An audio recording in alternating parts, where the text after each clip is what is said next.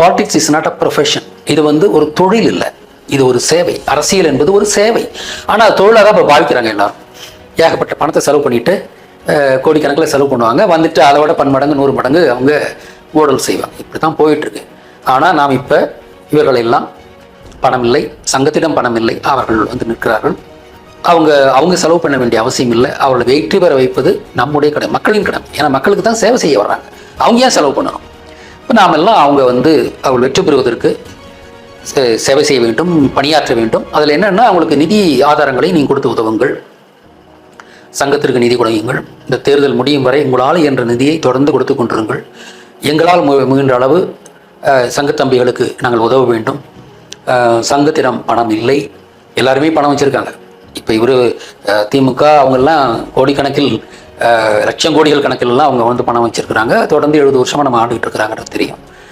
மற்ற அமைப்புகள் எல்லாமே இப்போ டிவிக்கேன்னு பார்த்தீங்கன்னா அவர் சினிமாக்காரர், அவர் ஒரு படத்துக்கே 100 கோடி ரூபா சம்பாதிக்கிட்டு அவர்கிட்ட எவ்வளோ பணம் இருக்கும்.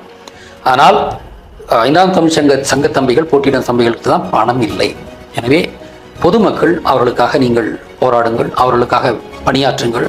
நாம் வெற்றி பெறுவதற்கான இது சொல்லுங்கள். சில தீர்க்க தரிசனங்கள் நாம் வெற்றி பெறுவோன்ற மாதிரி சொல்லியிருக்கு.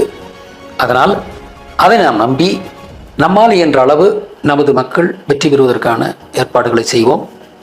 ஏன்னா இவங்க ஸ்பெஷலாக இதுக்குன்னு படிச்சிருந்தோம். இது வரைக்கும் வரலாற்றில் இல்லாத இதுவாக தமிழ் தேசிய அரசியலுக்காக அதற்கான சிறப்பான பயிற்சி பெற்று இவர்கள் களமிறங்குகிறார்கள். எனவே 5ஆம் தமிழ்ச்சங்கத்தின் சார்பாக போட்டியிடும் இவர்களுக்கு நீங்கள் ஆதரவு கொடுத்து நமக்காக பணியாற்றுகின்ற இந்த செயல் வீரர்களை தேர்வு செய்யுங்கள். இதில் வந்து எல்லாரும் நிதி கொடுக்கலாம். உங்களால் முடிந்த நிதியை தொடர்ந்து தேர்தல் முடிவு வரை கொடுத்து கொண்டிருங்கள். இல்லை வெளிநாடு வாழ் தமிழர்கள் கொஞ்சம் அதிகமாக எங்களுக்கு உதவ முடியும். எங்கள் மேல் நம்பிக்கை வையுங்கள். முதன்முறையாக தூய தமிழ் தேசிய எண்ணங்களோடு நாங்கள் களமிறங்குகிறோம். எனவே வெளிநாடு வாழ் தமிழர்கள் எங்களுக்கான நிதியை நீங்கள் கொடுத்து உதவலாம். உங்களுக்கு அது மிக எளிதானது.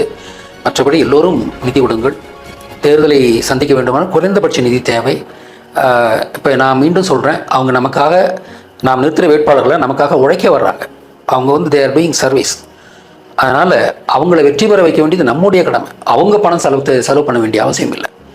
அவங்க வெற்றி பெற்று பணியாற்றும் போது அவங்களுக்கு சம்பளம் கிடைக்க போகுது, அது அவங்களுக்கு அது இருக்கலாம். ஆனால் அவங்க தேர்தலில் செலவு பண்ணி நிற்க வேண்டியதில்லை. ஏன்னா அவங்க எதுவும் சம்பாதிக்கிறதுக்கெலாம் வரல, அதாவது ஊழல் செய்கிறதுக்காக ஆட்சிக்கு வரல. நம்ம ஆளுங்க சேவை செய்ய வர்றாங்க. அப்போ அவங்களுக்கு நாம தான் பொருளுதவி செய்து அவங்க தேர்தலில் வெற்றி பெறுவது நம்முடைய கடமை. தமிழர்கள் எல்லோருமே அந்தந்த தொகுதியில் இருக்கிற தமிழர்கள் அந்தந்த 5ஆம் தமிழ்ச்சங்கத்தினுடைய வேட்பாளர்களுக்கு துணையாக இருந்து அவர்களோடு நீங்கள் வந்து வாக்கு சேகரிக்க செல்லலாம்.